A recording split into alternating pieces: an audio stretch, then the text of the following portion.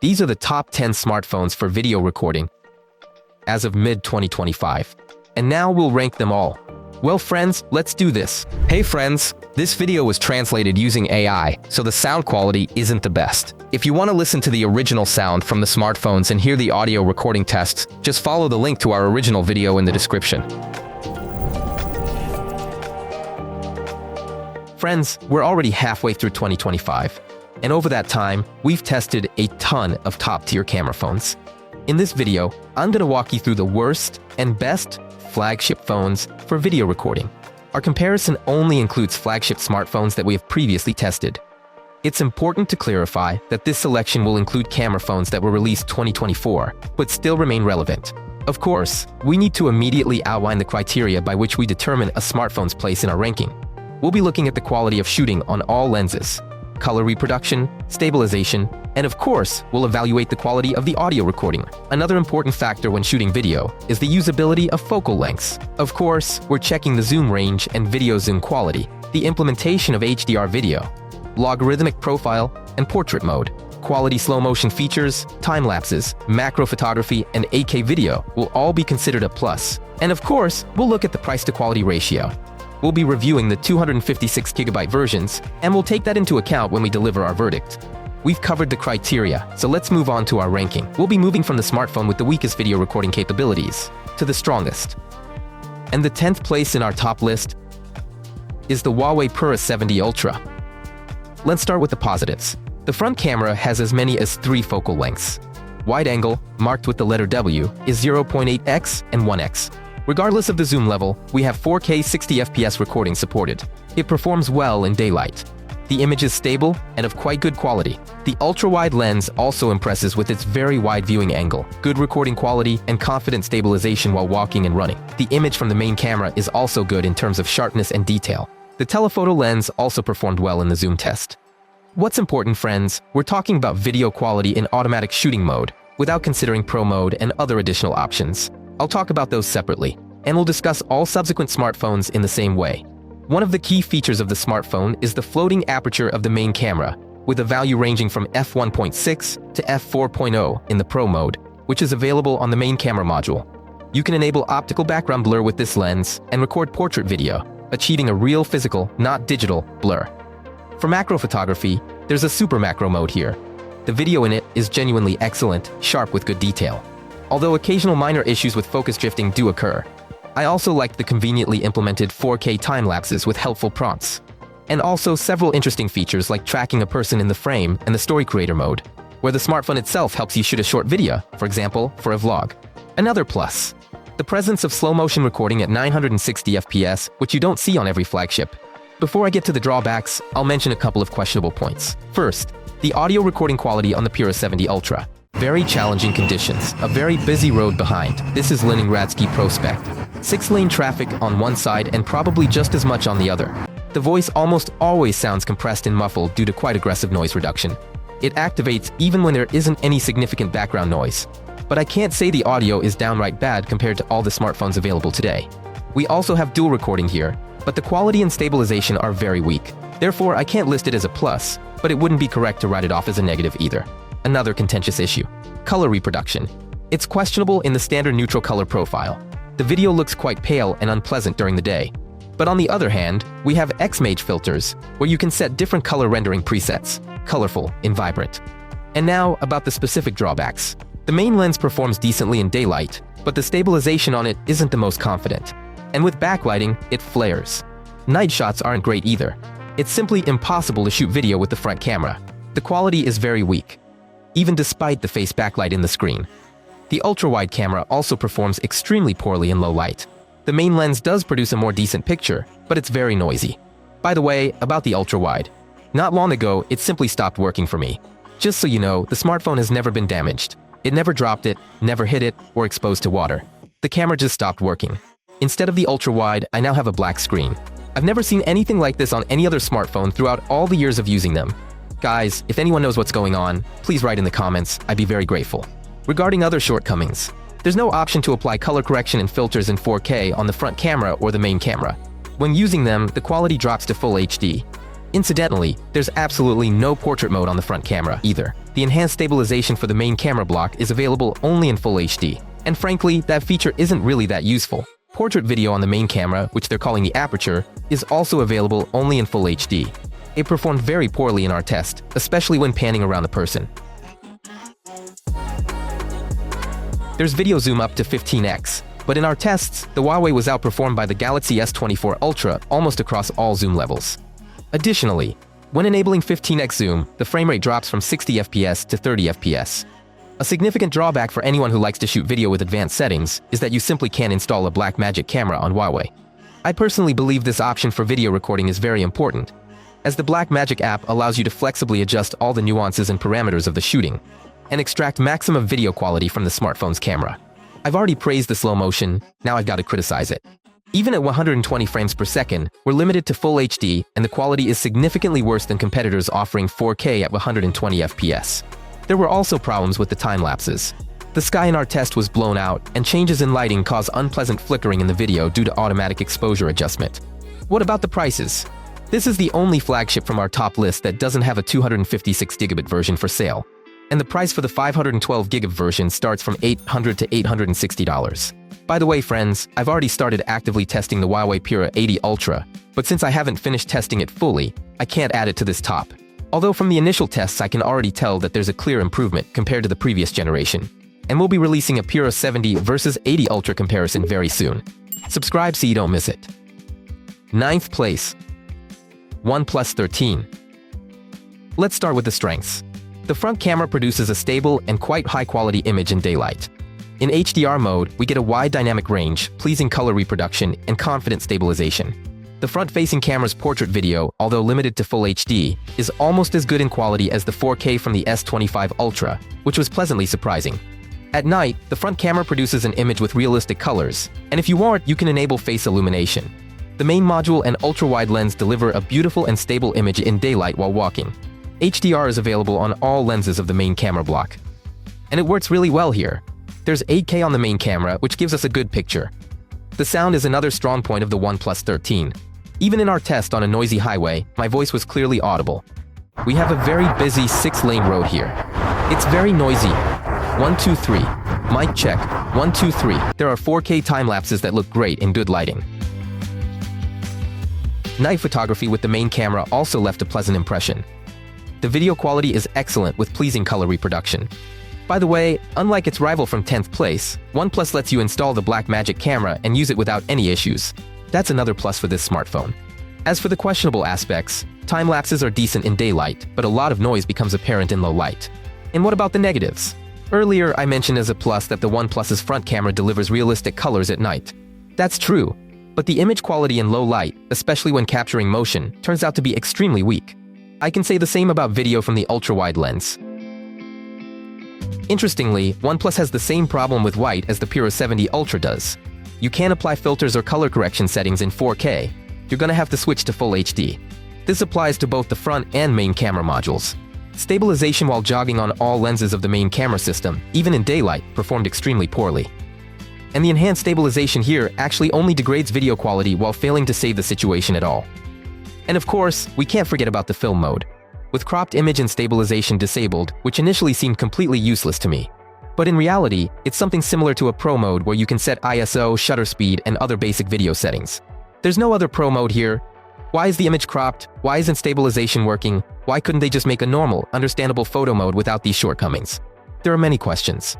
Also, one of the main problems with the OnePlus 13 is the flare on the main camera. It will constantly appear in the frame in sunny weather. The skin tone in videos often turns out questionable. Sometimes it looks pale and yellowish. The front camera also has another problem. When shooting without HDR, the bright areas of the frame are overexposed. What else are the drawbacks? Portrait video on the main lens is limited to Full HD 30 FPS. It performs unreliably, with issues at the edge of the blur and weak stabilization. Video zoom here goes up to 18x, 4K 60 FPS, but almost at all zoom levels it loses out to the Samsung S25 Ultra. Other drawbacks include a complete lack of LOG video, and the dual recording mode only works in Full HD 30 FPS, which looks weak in terms of quality and stabilization. For some reason, there's no slow motion at 120 FPS. There's only 240 FPS in Full HD and 460 FPS in HD. and the quality of the slow-motion video raises concerns. There's also no dedicated macro video mode, and attempting to shoot macro using zoom yields a rather mediocre result. A OnePlus 5 with 256GB can now be found on various platforms for $550 to $600. By the way, we have extensive reviews of all the smartphones mentioned in this video on our channel, so if something piques your interest, you're sure to find it there. We're also going to add a link in the description. 8th place. Google Pixel Pro XL. Now, let's start with the good stuff. The front-facing camera here delivers a good dynamic range and confident stabilization. It has two focal lengths, 1x and 1.4x. Both focal lengths shoot in 4K 60 FPS. The main cameras deliver decent image quality in daylight, and the ultra-wide lens offers a very wide field of view. The portrait video on the main camera is in full HD, but it looks good in terms of quality, focus, and blur transition. The stabilization also works confidently on the ultra-wide and main cameras. There's an interesting panning mode. It has smooth 4K video at 60 frames per second, which looks really great. And there's also good 4K time-lapse with pleasing color reproduction available on all lenses. It's convenient that the phone turns off the screen while recording, saving battery. I'm also going to count the ability to use the Blackmagic camera as a plus, where we can get video in the HEVC H.265 codec with a bitrate of up to 240 Mbps. But there are nuances that I can't classify as either a plus or a minus. At the time of purchasing this Pixel, some of the promised features simply didn't work. For example, there was no 8K video or Video Boost 4K mode. That was unpleasant because you're buying the device at full price, and they only promised to add some of the functions later. Let's just say it left a bit of a bad taste. Right now, 8K video is present in this Pixel at 1x and 5x, but it's kind of not there. Let me explain. When you record in 8K, video enhancement immediately turns on. And to actually get your 8K, the recording file needs to be uploaded to Google Drive and processed there. Only then will it become 8K. Without doing this process, you simply won't be able to open the 8K files. Of course, you'll need to pay for Google Drive yourself if you run out of space. Because if you actually run out, the smartphone will give you an error. The implementation is awkward and inconvenient. No manufacturers are dealing with such nonsense anymore. Another controversial point: exposure and white balance settings. It's nice that there's generally an option for such adjustments here without quality loss or FPS drops, but it's implemented awkwardly. When adjusting the exposure, it's unclear how many stops you're changing it by, and the white balance adjustment seemed quite useless to me in general. Now, let's move on to the full-fledged drawbacks. The main disadvantage is the audio. It's mediocre at best, picks up all sorts of extraneous noises and wind, and the voice isolation function doesn't improve the situation at all. It's already getting quite dark here. And again, it's very interesting to hear how smartphones record audio. And now I've activated the speech enhancement effect. And now the Google Pixel should, in theory, record with speech enhancement. I'm also noting that the video quality from the front-facing camera is weak, and the color reproduction raises concerns. The skin tone comes out looking pale and sickly. HDR on the front camera wasn't impressive either, neither in quality nor in color, especially when shooting against the light. Incidentally, there's absolutely no portrait video mode on the front camera. The color reproduction is also questionable on the ultra-wide and main cameras. Skin tones appear yellow in bright light, and against the light, they're pale again. The situation with nighttime video recording is also weak. The main camera delivers a more or less acceptable result, but even there, skin tones lean towards an unnatural yellow hue. The smartphone doesn't offer any color correction presets or filters at all, whereas most competitors have similar settings and options. A personal shortcoming for me is the lack of a Pro mode. It's a minor thing, but it's still disappointing. HDR video is available on all lenses, but its color reproduction was also disappointing, especially when shooting against the light. The Pixel's video zoom goes up to 20x, but in our test, the 9 Pro XL lost out to the Samsung S25 Ultra on almost all zoom levels. Slow-motion recording at 120 frames per second is available only in Full HD and only at 1x and 2x zoom, and the quality of the slow-motion video itself is significantly worse than that of competitors with 4K. There's a macro mode, but it only activates automatically, and the results are quite mediocre. Overall, this is a very questionable smartphone when it comes to video. The price for the Pixel 9 Pro XL currently starts from $800 to $850, depending on the marketplace and seller. 7th place. Honor Magic 7 Pro. There's definitely something to praise it for. The front-facing camera shoots good video with confident stabilization and decent dynamic range, and also has two focal lengths, 0.8x and 1x. The ultra-wide is pleasing with its wide field of view. And on the main lens, we get a worthy result in terms of quality, even in challenging scenes. The main feature of the main camera is the floating aperture, which allows you to achieve real optical background blur, not a digital imitation.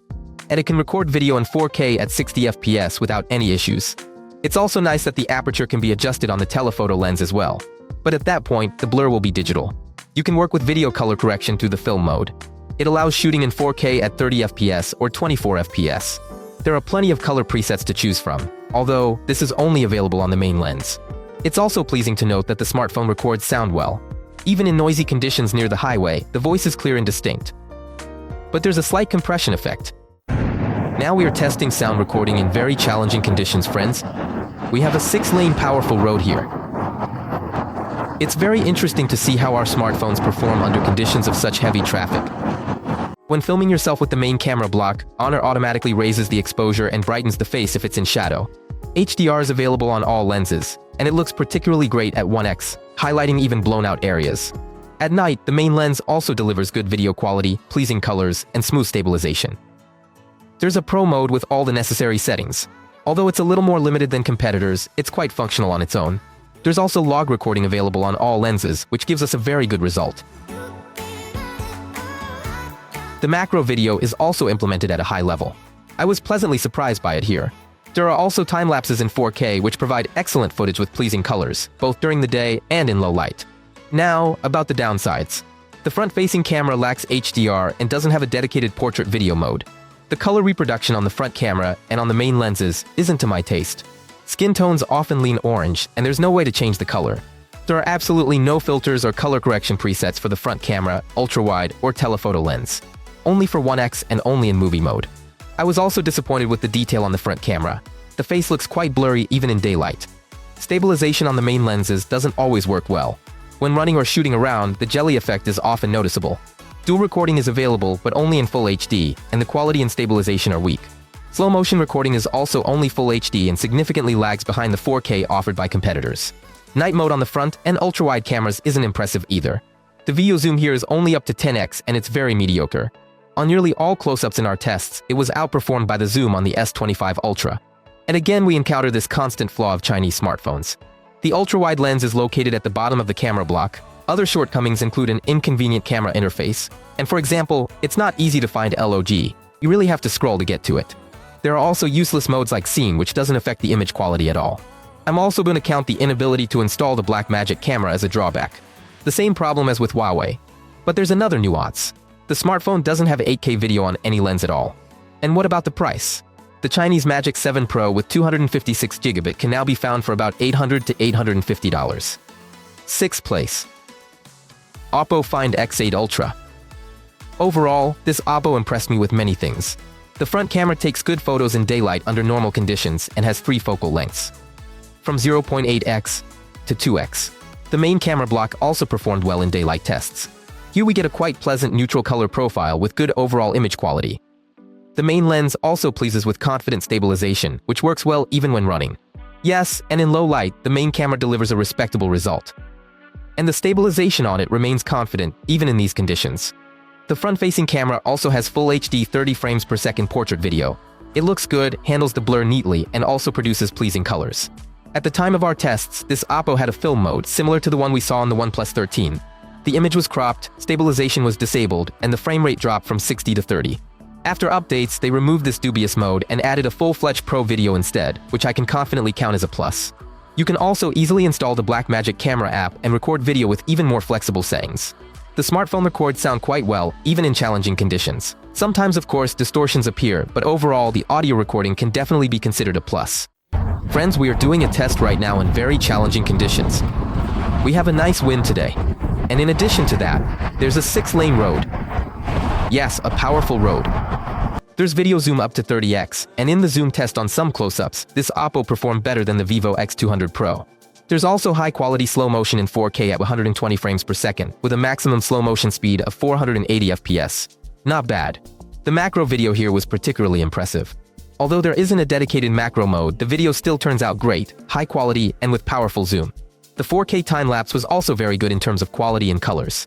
Plus, you can record it at all focal lengths, all the way up to 30x zoom, with speed up to 1920x. Now, about the downsides. The dynamic range on the front camera is quite narrow, which means the brighter areas of the frame are often overexposed. HDR is the same actually, it's just not a functional mode on the front camera of the Find X8 Ultra. The front camera stabilization is also a drawback. It works very unreliably. If you want to enable any filters or enhancements, the image is cropped to full HD 30 FPS. The same thing happens with the main camera block, by the way. There's simply no way to apply filters in 4K.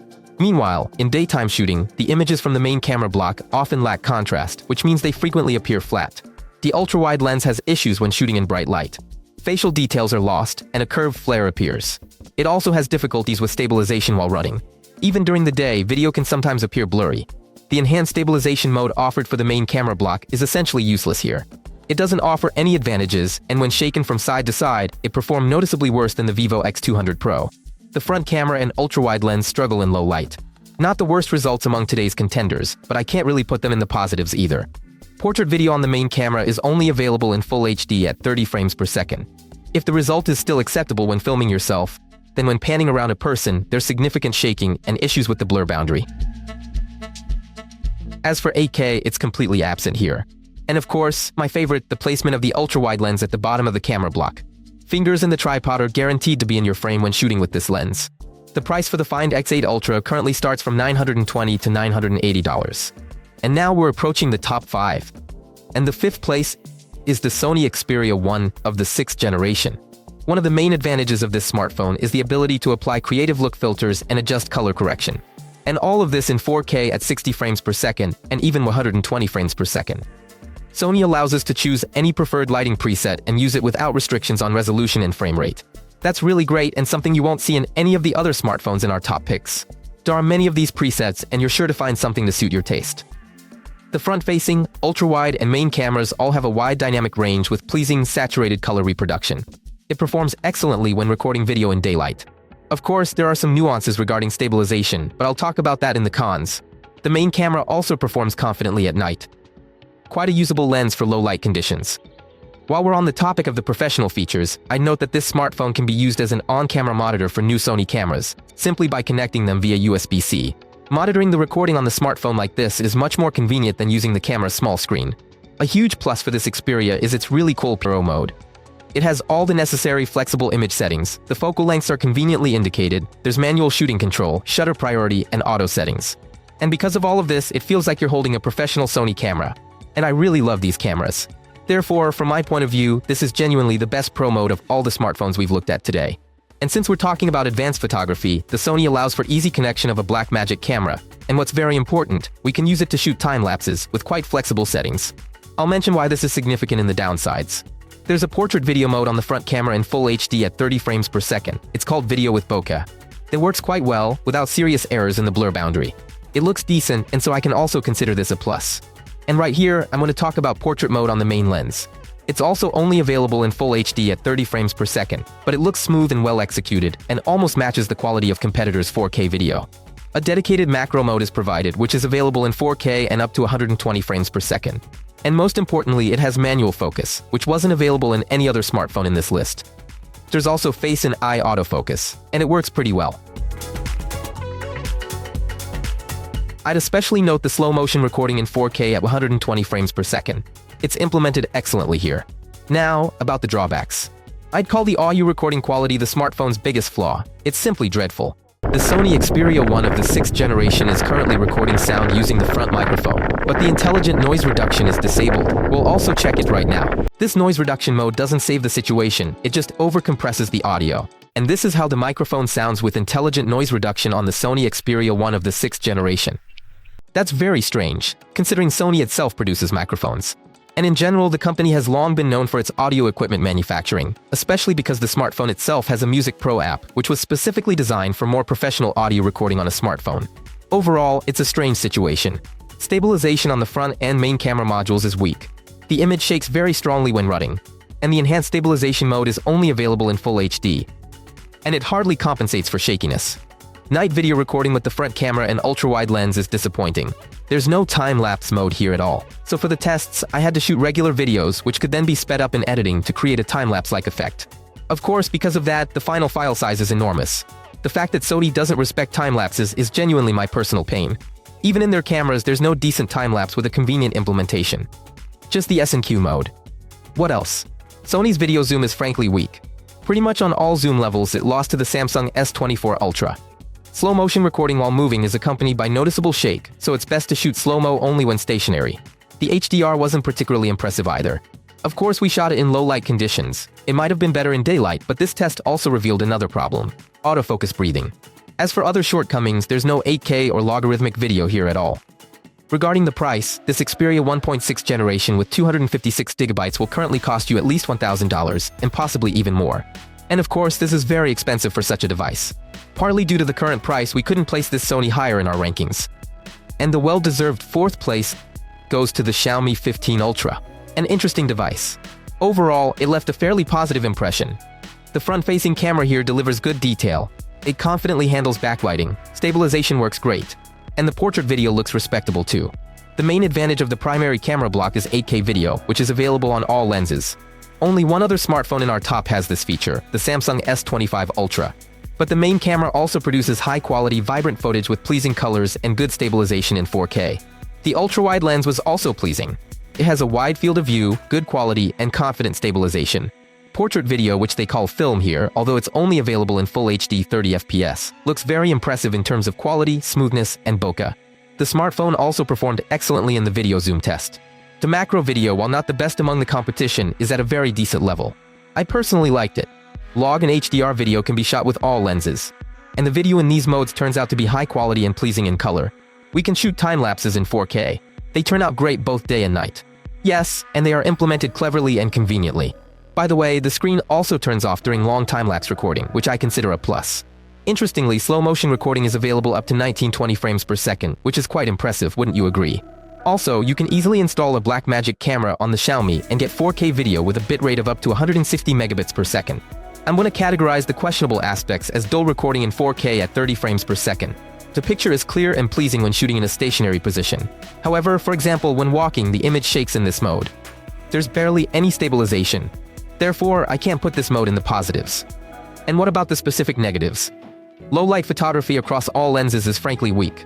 Even the night mode, supposedly designed for those conditions, doesn't save the situation. The color reproduction on this smartphone is also questionable. Sometimes skin tones are yellow, sometimes the entire image is. And there's nothing you can do about it while shooting in 4K. If you want to apply filters or adjust color grading, you can only do so in Full HD. 8K video records well only when stationary. But if you shoot it while moving, there's significant shake. This applies to all lenses. There's an enhanced stabilization mode in 2.8K at 30 frames per second. However, it performed unreliably in our tests. Slow motion video while moving is accompanied by poor stabilization and out-of-focus shots. Slow motion at 120 frames per second is only available in Full HD. And of course, 4K looks far more appealing compared to the competition. I mentioned earlier that the ability to install Blackmagic camera on this Xiaomi is a big plus, and that's really great. But for some reason, we can't shoot video in 8K at all through that application. Competitors don't have that problem. Even the Chinese version with 256GB will cost a minimum of $1,020, including customs fees. Well friends, now here are the top 3 smartphones for video recording as of mid-2025. And the well-deserved 3rd place goes to the Vivo X200 Ultra. And I would also add the Vivo X200 Pro and the Vivo X100 Ultra here. And now I'll explain why I placed the Vivo X200 Ultra, the Vivo X200 Pro, and the Vivo X100 Ultra in 3rd place. Here we've arrived at some of my favorite smartphones on the market. I've combined all 3 flagships into one point, because these 3 are quite similar in video recording. And I'll briefly tell you about the differences, strengths, and weaknesses of each. Okay, the X200 Ultra stands out with its new ultra-wide camera featuring a wider angle, support for 8K video, and also slow-motion video at 4K 120fps. I was generally very pleased with this new lens in all the video testing. For example, compared to the old ultra-wide on the X200 Pro, we saw a wider dynamic range here. Generally, it's going to take us a whole day to examine all the differences in camera performance between these 3 smartphones. So we won't delve too deeply into the differences right now, but we'll just touch on the general pros and cons of video recording. The biggest advantage of all these Vivo phones is the powerful 200-megapixel telephoto lens, which almost always leads in both zoom tests and macro photography. Also, this telephoto lens allows us to shoot excellent studio videos and get a picture of very high quality. And the only smartphone that comes to mind that's been able to compete with Vivo in terms of the telephoto lens is the Oppo. Another very strong point of these smartphones is time lapses. They're implemented incredibly well here. There are tons of preset modes for shooting them, and the helpful clear prompts for each one are great. And the quality of Vivo time-lapses always pleases me. When it comes to standard automatic 4K video recording in daylight conditions, all 3 performed well overall, but each had their own quirks. We'll talk about those separately. As for nighttime recording, by the way, I was very impressed with the Vivo X200 Ultra, specifically the ultra-wide lens.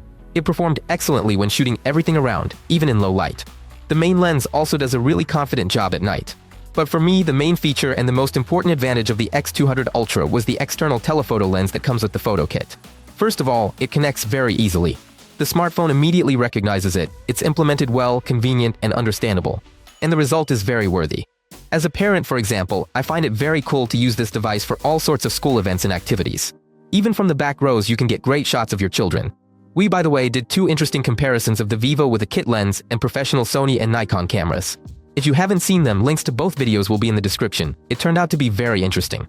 The X200 Pro also performed well in low light. The video quality was excellent not only with the main lens, but even with the front-facing camera. I'm also noting the presence of a Pro mode. All three smartphones offer full control over video recording settings: ISO, shutter speed, white balance, and so on. I can praise all of them for excellent portrait video and quality log. Also, confident stabilization and night mode on the main camera block. There's also something to criticize Vivo for.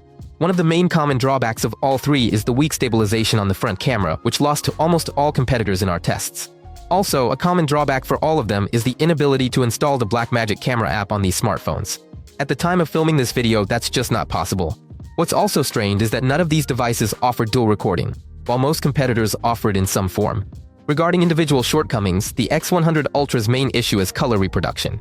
Skin tones on this Vivo often appear intensely yellow, especially when shooting video in bright light. And the front camera is probably the weakest of the three, at least when it comes to video.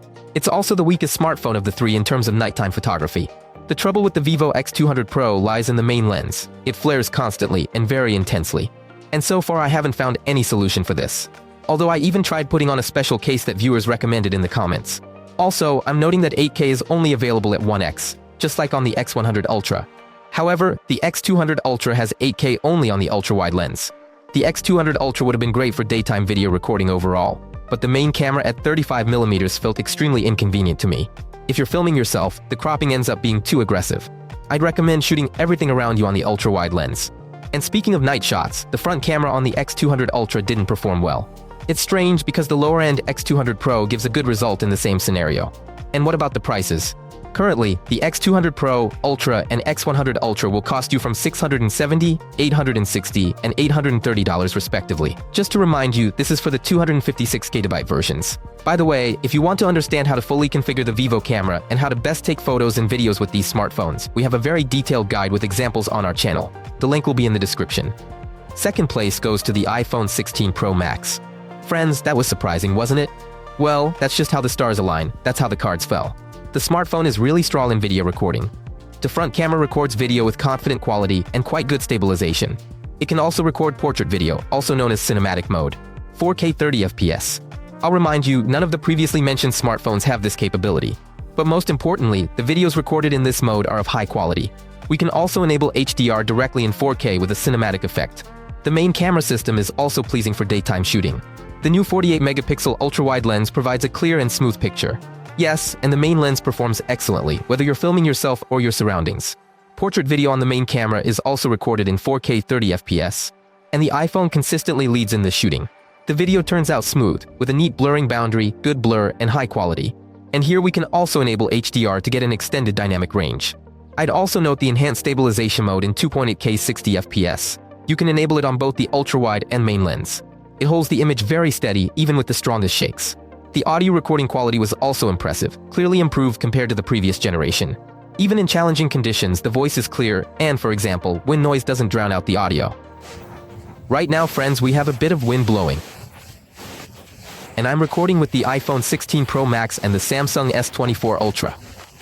There's a great slow-motion 4K at 120fps with good stabilization and focus that you can record even while moving. There's also excellent dynamic range and HDR available on all lenses. And what's really cool is that the iPhone has its own proprietary ProRes codec for these shooting modes. It gives us files with minimal compression, meaning maximum dynamic range and quality. And we can even activate ProRes on the front camera. But these files are very large. I would even advise connecting an external storage device for shooting them. And yes, it's worth it. HDR on the iPhone works brilliantly, even in challenging conditions.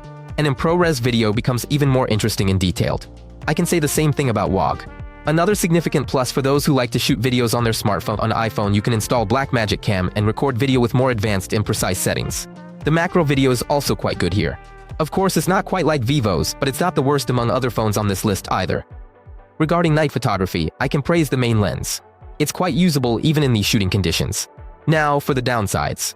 The iPhone, like many flagships in our selection, struggles with the front-facing camera and ultra-wide lens in low light. The video zoom here is weaker than even the S24 Ultra, let alone the S25 Ultra and competing Chinese flagships. Speaking of zoom, I personally really miss having a mid-range zoom, something like a 75-85mm lens, like how its competitors do it. With the iPhone, we get 1x and then immediately 5x. Between those, there are only digital zooms with mediocre quality. Inconvenient. Our time-lapses are limited to full HD quality only, which is completely unacceptable for one of the most expensive flagships in 2025. Yes, and they're implemented poorly. The screen doesn't turn off while recording a time-lapse, and of course that causes the battery to drain quickly. Of course, another significant downside is its HDR. And I'm not talking about the shooting itself, but about its implementation. The thing is, it's always enabled in iPhone video recording by default. And to disable it, you have to dig into the smartphone's internal settings. To turn it back on, same thing. Why couldn't they just add a simple toggle in the camera interface? The 16 Pro Max doesn't even have 8K video. Although, in theory, the A18 Pro processor's declared power should have easily allowed for both 8K video recording and 4K time-lapses. This Apple product with 256GB will currently cost you at least $1,130. It's currently the most expensive option of all, and that's partly why it ended up in second place. Friends, and first place, I think you've already guessed it. It's the ultimate flagship. Samsung S25 Ultra. Yes, I understand that this is a controversial decision, but it's my subjective opinion, which I'm still willing to justify. Let's start with the front-facing camera. It's excellent here, with confident quality and a respectable dynamic range. Even when shooting against the light, this lens gives us a good result. And here too, like with the iPhone, you can record portrait video in 4K 30fps, both in standard mode and in HDR. The results are excellent and almost don't fall short of the Apple competitor. The S25 Ultra's front-facing camera also offers a wide range of convenient color correction filters, skin smoothing, and exposure settings. Unfortunately, all of this only works when shooting full HD at 60fps. I was really impressed with the new 50-megapixel ultra-wide camera with support for 8K video. The main lens also performs excellently, both in terms of stabilization and image clarity. By the way, 8K is also available on the main lens, which is another obvious plus. Overall, you can shoot 8K on a Samsung at all focal lengths if you install Blackmagic Camera app, which is of course very cool. And right away, you can get 4K video with a bitrate of up to 160 megabits per second. By the way, when it comes to Pro mode, Samsung has also distinguished themselves here. It's available not only on the main camera block, but also on the front camera. I haven't seen anything like this in any of the competitors. One of Samsung's strongest aspects is the best audio recorder on the market. We've tested video recording countless times in the most challenging conditions, and I've always been pleased with the final result. After all, sound is really the most important part of video. Now let's test our microphones in very challenging conditions. There's a really strong wind right now. I think it's blowing incredibly hard. I've activated professional video recording. If sound quality in video is important to you and you don't have an external microphone, then the Samsung will simply be an ideal option. I personally really like the color reproduction on Samsung devices. In this regard, it significantly outperforms iPhone, but that might just be a matter of taste. Here we have a great portrait video recording mode in 4K, without frame drops and with good focus. The S24 Ultra was actually disappointing me with its portrait mode. But here, they fixed everything, refined it, and made it into something special.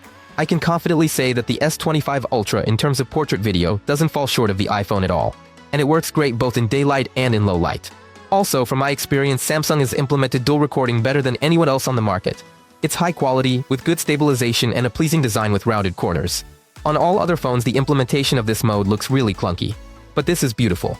And it's a very convenient mode, for example, for shooting concerts. You can capture both the scene and your reaction and emotions. It's pretty great, isn't it? There's also a very powerful video zoom with the ability to zoom in even on 8K footage. I'm glad to see logarithmic recording and working HDR, which by the way are very conveniently implemented in the camera interface. Their icons are brought directly to the screen corner. Tap once to enable log or HDR, and you can start recording immediately. Typically, competitors hide these options in Pro mode or somewhere else. But Samsung made it super convenient. The iPhone 16 Pro Max, for instance, might produce a more interesting image in HDR and logarithmic shooting. However, Apple's implementation of switching between these profiles is simply awful. Still, the S25 Ultra delivers a result of worthy quality, so I definitely credit it positively for the HDR logarithms. There's enhanced stabilization here as well. Like with the iPhone, it's available on the ultra-wide and on the main lens records in 2.8K at 60 frames per second. The macro video here also looks pretty good, although, as always, is still inferior to Vivo. However, I certainly wouldn't put it in the negatives. I'll say a few words about the previous generation, the Samsung S24 Ultra. In reality, it's also an excellent smartphone when it comes to video recording. And it's not that different from the new model. We, by the way, did a large comparison test of these two flagships, where we really took a detailed look at the differences between the two generations. So if you haven't seen it yet, be sure to check it out. And now to the specific drawbacks. With nighttime photography, we have the same situation as with most smartphones from this list. The main lens handles low light conditions pretty well, but the front-facing camera and ultra-wide are a bit weak. Other drawbacks. I would definitely include time-lapses here. They are practically non-existent. There's a hyperlapse mode, which essentially delivers a similar result, but technically it's not the same. Time-lapse is a series of photos stitched together into one video, and hyperlapse is a sped-up video shot at a low frame rate. Samsung records hyperlapse in 4K. The image quality in daylight is decent, but as twilight arrives, the quality drops and artifacts and noise frequently appear. During changes in lighting, for example at sunset, exposure jumps are often noticeable in hyperlapse. In my opinion, the time-lapse implementation on Vivo is much better and more interesting. Here, as with many competitors, all filters, skin smoothing, and other color and picture settings are only available in Full HD video recording, both on the front-facing camera and the main camera block. The only advantage of the S25 Ultra in this regard is the ability to record video with filters at Full HD 60 FPS. Other issues include poor stabilization and focus problems when shooting slow-motion footage while moving. Overall, those are all the drawbacks. As for the price, you can currently get it for $700 to $740. And that's part of why the S25 Ultra becomes the best smartphone for video recording for me in 2025. The price-to-performance ratio is simply fantastic. Well, friends, this is the top we've got. Be sure to write in the comments whether you agree or disagree. Definitely share your top smartphones for video recording. Subscribe to the channel, hit the bell icon so you don't miss a new video. And goodbye, everyone.